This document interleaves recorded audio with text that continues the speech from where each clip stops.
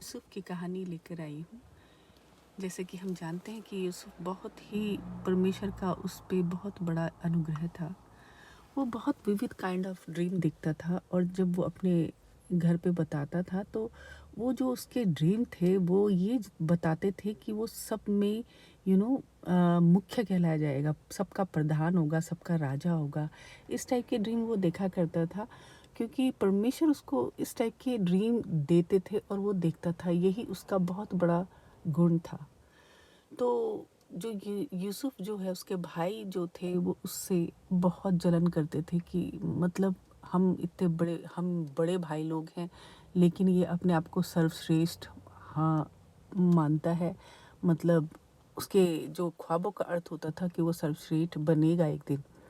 तो उसके भाइयों ने क्या किया कि स्टोरी तो बहुत बारीकी से मैं बताऊंगी नहीं, लेकिन मैं जिस बात से इंस्पायर हुई उसको बताने के लिए मुझे ये सब बताना पड़ेगा कि ना मेरा मेरा लग रहा है god this is so beautiful.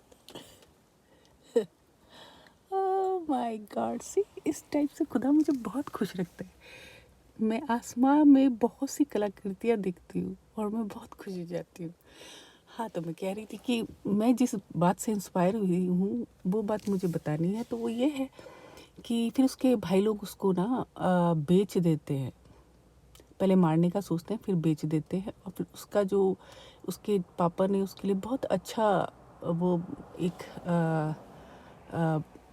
बनाई थी, एक क्या बोलते हैं उसको, जैकेट कह सकते हैं कि जैकेट से बनाई थी। तो उसमें बहुत खूबसूरत लगता था, वो था भी बहुत हैंडसम।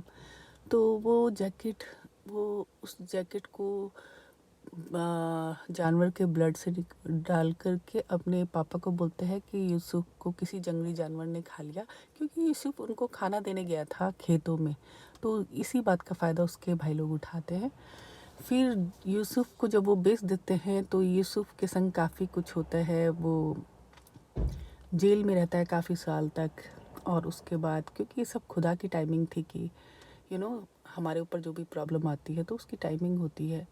तो वैसे ही वो जेल में रहा, उस बहुत कुछ उसके साथ हुआ तो राजा, वहाँ का जो राजा था जहाँ वो पहुँचा, उसको विविध काइंड ऑफ ड्रीम हो रहे थे। तो उसने उनके ड्रीम का अर्थ बताया तो राजा उससे बहुत ज़्यादा इम्प्रेस हो गया और उसने उसको अपने राज्य में का मुखिया ठहराया और धीरे धीरे करके फिर वो राजा ही बन गया।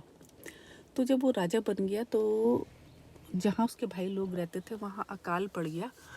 तो सिर्फ खाना इसी के पास था, इसी ने सारी चीज़ें स्टोर कर रखी थी क्योंकि इसको पता था कि अकाल पड़ेगा। तो उसने सारी चीज़ें स्टोर करके रखी हुई थी अपने राज्य में। तो उसके भाई लोग वहाँ पर आते हैं और वो अपने भाई लोगों को, मतलब उसके भाई लोग उसको नहीं पहचानते और ना वो उनको बताता है, लेकिन फिर क्या वो उससे हेल्प लेते हैं।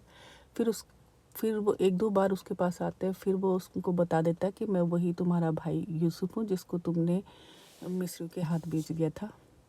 मिस्री थे, हाँ, तो उनके हाथ बेच दिया था, मतलब भारी बाहर के लोगों को बेच दिया था। आई एम नॉट श्योर, मिस्री मैं भूल रही हूँ। तो उसने वहाँ उनको बेच दिया था। तो उसने जब उनको बताया कि मैं तुम्हारा वही भाई हूँ जिसको तुमने बेच दिया था, जिसके संग तुमने ये सब किया था, तो उसके भाई लोग बड़े शर्मिंदा होते हैं और वो डरते भी है कि कहीं अब तो ये राजा हो गया तो मरवा भी सकता है हमको। तो वो डरते हैं और वो उसके पैरों पर गिर पड़ते हैं। फिर वो उनको बताता है कि यू नो मेरे को तुम लोगों से कोई गिला शिकवा नहीं है, क्योंकि ये परमेश्वर के अरेंजमेंट थे। अगर तुम मेरे साथ ये ना करते तो मैं कभी राजा ना बनता और मैं तुम्हारे लिए ये सब प्रोवाइड करके ना रखता। लेकिन ये खुदा की तैयारी थी कि इस तरीके से होना था। तो ये तुम सिर्फ पार्ट हो मुझे यहाँ तक पहुँचाने का। मुझे तुमसे कोई गिला शिकवा नहीं है कि तुमने मेरे साथ क्या किया क्या नहीं किया, लेकिन ये खुदा के भेद थे जो मुझे यहाँ पर पहुँचाया ताकि फिर से मैं तुम लोगों का प्रोवाइडर बन सकूँ।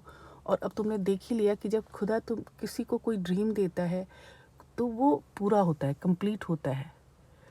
तो ये बात मेरे को बड़ा इंस्पायर करती है कि हम लोगों को भी यही सोचना चाहिए। अपने जो क्रिटिसाइज़र है, जो हमारे जो हमसे जेलस होते हैं, उन लोगों से हमको यही सोच कर के उनको माफ़ कर देना चाहिए कि ये वो लोग हैं जो जो जिन्होंने हमें एक जगह पहुंचाया है, जिन्होंने हमें इंडिपेंडेंट बनाया है, उनको उनका तो हमको शुक्रिया अदा करना चाहिए वैसे। पर हम इंसान हैं, हम इंसानी लॉजिक से चलते हैं और हम अपने मन में ईर्ष्या रखते हैं, जलन रखते हैं और उस इंसान को नहीं भूलते जिसने हमें हर्ट किया है। लेकिन यहाँ पर यूसुफ की कहानी हमें यही कहती है कि सब परमेश्वर के भेद होते हैं। हमको कुछ नहीं करना चाहिए, हमको बस माफ़ कर देना चाहिए लोगों को, क्योंकि वो सिर्फ हमारी ज़िंदगी में एक ऐसा पार्ट बनकर आते हैं जो हमको लेसन देते हैं। तो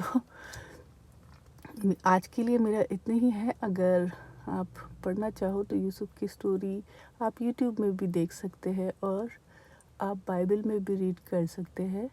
बहुत अच्छी स्टोरी है, मुझे बहुत इंस्पायर करती है। लेकिन एक यही बात मुझे बहुत ज़्यादा इंस्पायर करती है कि कैसे वो उनको माफ़ कर देता है और उनको कहता है कि कोई बात नहीं, मुझे तुमसे कोई गिला शिकवा नहीं है, ये परमेश्वर का अरेंजमेंट था कि तुमने मुझे बेचा, तुमने मेरे साथ ऐसे किया। अगर कोई मामूली इंसान होता तो वो तो उनको फांसी पे लटका देता, राइट।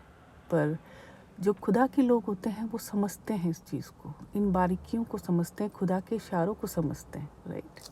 तो आज के लिए इतना ही कहना था। हालेलुया, आमीन।